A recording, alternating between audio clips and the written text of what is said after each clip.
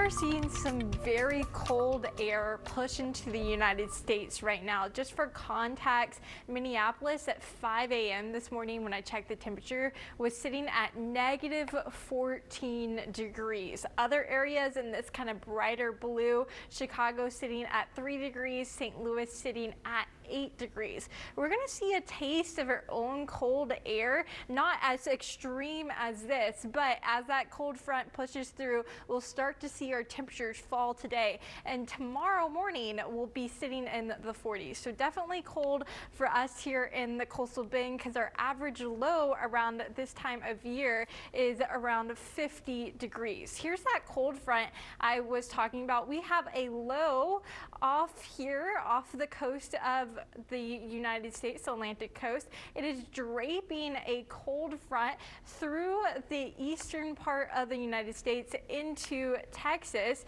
and we are going to see some showers from it. We are seeing some showers from it because it started moving its way through our northern counties, and we're just going to continue seeing some showers along the front of it and some behind it as it moves through. I do think our southern counties can still be seeing some isolated showers towards noon as that front moves all the way out of here. After that front comes in, we're going to see winds get stronger. So we're going to see sustained winds get into around the 20 to 25 mile per hour range. But I want to point out these gusts. It says around 11 a.m. we'll be at 37 miles per hour. So we're looking at peak gusts today between 35 and 40 miles per hour. So it's definitely going to be pretty windy. If you're out and about shopping, you might want a windbreaker on even after that rain has passed. It's also going to be pretty chilly. So we're going to see our temperatures fall.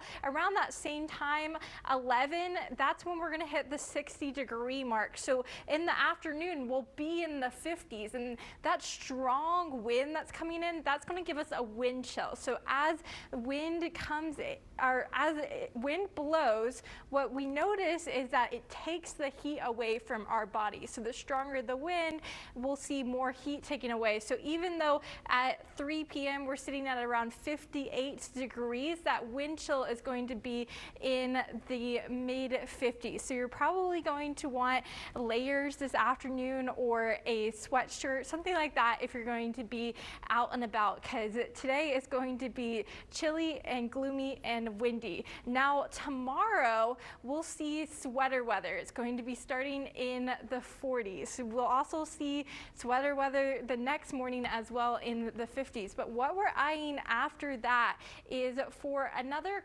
couple of low-end rain chances. Really on Wednesday, we're eyeing this trough here that is over on the west coast on Monday. That is going to come towards us, pulling this upper level energy with it. So we see all these reds and oranges. Upper level energy provides lift. So we'll see an increase in cloud cover, and that also gives us the potential for some rain on Wednesday. So this is something that we're keeping our eye on over the next couple of days for our next bigger rain event. But for now, we're watching those showers this morning as it moves in with the cold front. Again, I do think it will be mostly out of our area by mid-morning.